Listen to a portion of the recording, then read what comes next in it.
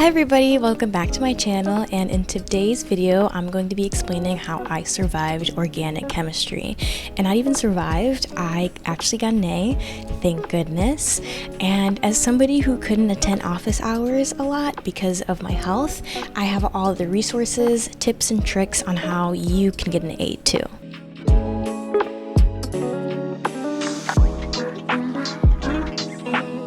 The first resource that I use is Organic Chemistry as a Second Language, both first semester and second semester topics by David Klein. Those books have been really helpful, more than the textbook and even more than my professor's lectures.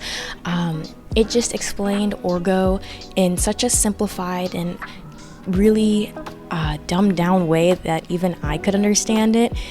Somebody who isn't really great with chemistry. It was really nice to have this book because it had all the topics that were covered in my lecture, both first semester topics and second semester topics.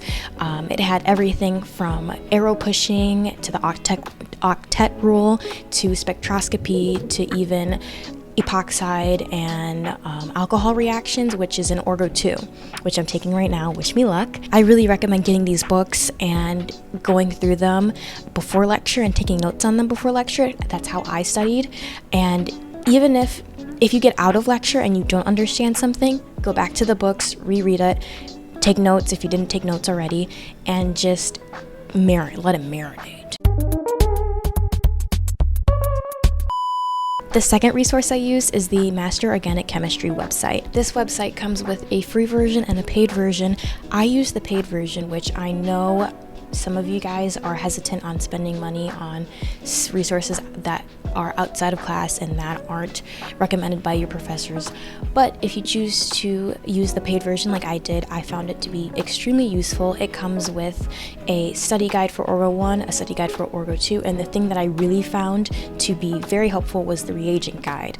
As you progress in Orgo, you're going to start doing more reactions with reagents and solvents, and those might get very confusing, which I know it got confusing for me. So with this guide I used from the Master Organic Chemistry website, I would be able to go into this booklet that had a bunch of reagents and solvents, look up the reagent or solvent that I'm looking for, and it explained anything and everything that reagent or solvent did, like to any functional group or to any molecule. It was very helpful, and I used that a lot during Orgo. And the last resources that I use for Orgo are YouTube channels, Leah for Sci and the Organic Chemistry Tutor. I know the Organic Chemistry Tutor is like a staple in anyone taking STEM classes, but I just needed to get his name out there again. The main YouTube channel that I used was Leah for Sci. She's amazing at explaining Orgo material.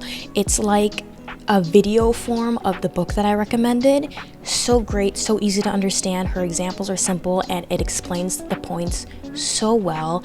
If I came out of lecture and I didn't understand anything and I went to the books I recommended and I still didn't get it, I would go to Leo for Sci or the Organic Chemistry Tutor and look at them, and they helped me so much. For me, I only use their free resources. I know they have paid resources, which I didn't get to experiment with, but they're probably good. I wouldn't spend money on it, but who am I to talk? Now moving on to tips, let's talk about the strategies, habits, and other mechanisms I used to get an A in Orgo. My first tip is to take the course with a light load.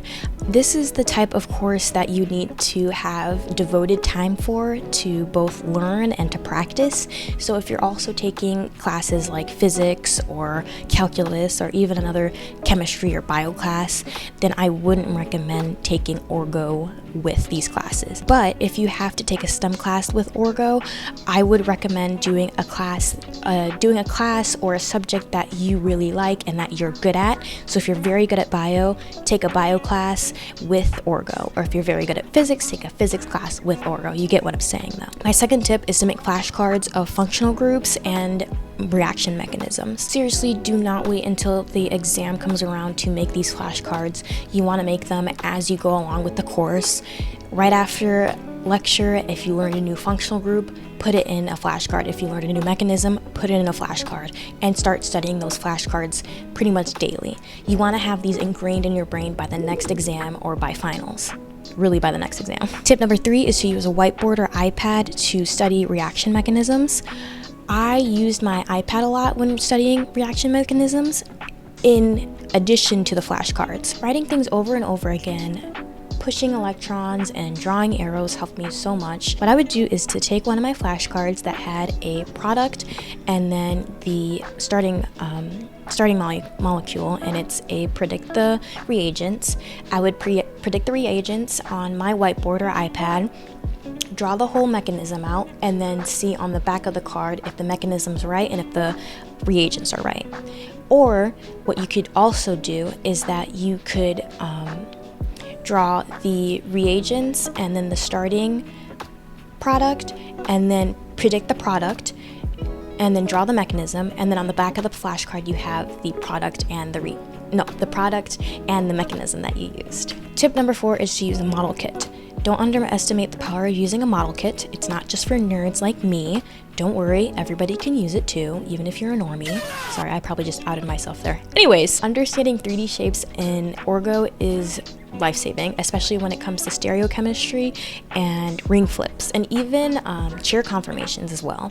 It's way easier when you have the molecule in your hand and you can physically turn it and twist it in any way you need to than trying to picture it in your head. So if you're in lecture and you need to use that model kit, or if you're in an exam and you need to use your model kit, please do it. Tip number 5 is to watch pre-recorded lectures or read from your textbook or the book I recommended before lecture. What I would recommend doing, and what I did, is to look at the syllabus, look at what topics are going to be covered in lecture that week, and then go to your textbook or the chemistry help book I recommended, or even previous recorded lectures that your professor may have given you. Go through those, take notes, and then once you show up to lecture, you won't be completely lost on anything that's being taught that week. And if your school does eye clickers, you'll get those points, I promise. Tip number 6 is to do the practice problems or problem sets even if they aren't graded. You can't just become good at orgo with watching lectures or taking notes. You have to do the problems, and I'm saying that with so much importance. You have to do the problems. Practice, practice, practice. As a former gymnast, I know practice makes perfect, and I implemented that in my orgo studies. The real learning happens when you're doing the problems and making mistakes and fixing those mistakes and learning from those mistakes. It's so important to do these problems and to not even just do them right, just to do them. Practice will get you that A, I promise. Tip number 7 is to try to gain access to old exams. This is huge. If you do get access to old exams, either by upperclassmen or maybe your professor gives out old exams or examples of old exams that he used to use, you get a sense of what questions they'll ask and the type of questions they'll ask, how specific an answer they want. So when you're going through those old exams, don't just skim them, actually go through the problems, like physically go through the problems and have an answer for them, and also analyze the answers because they'll teach you how specific they want the answer to be on the actual test. For example, I had one of my professors not accept H3O plus, like the actual H3O plus as an answer. It needed to be H-H2O. And I'm like, okay, well, I got up like 2 points off for that, but it's okay.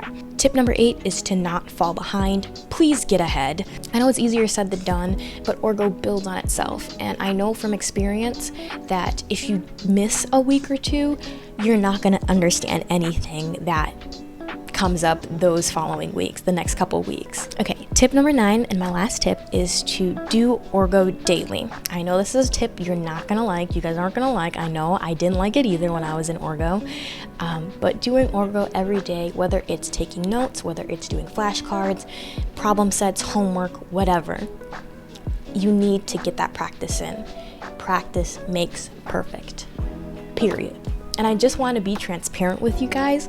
I did fail an orgo exam. I failed a midterm exam. I got a 43 out of 100 in an exam, and I still got an A. So it's okay, I promise you. If you completely bomb one of the exams, maybe it's your first exam in orgo, you completely bomb it, you get a 32 or whatever. Do not take it to heart.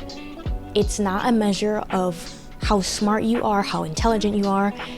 And just don't internalize it and value yourself on that. It's one exam, it's just a number.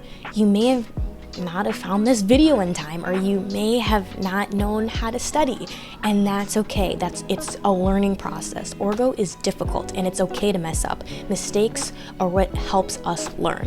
Just wanted to get that out there.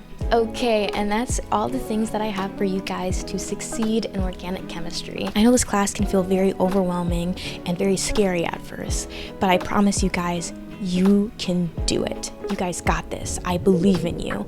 Your mentality is half the battle in this class. You need to stay positive, you need to stay focused, and you need to stay locked in. Sorry, that was so bad. Remember, progress isn't always pretty, and you're going to make mistakes, and that's okay. That's just a part of how we learn as humans. Just keep showing up and doing your best, because doing your best is all you can do. If this video has helped you in any way, leave a comment. If you're in Orgo right now, also leave a comment. Don't forget to leave a like and subscribe, and I will see you guys in the next video. Bye!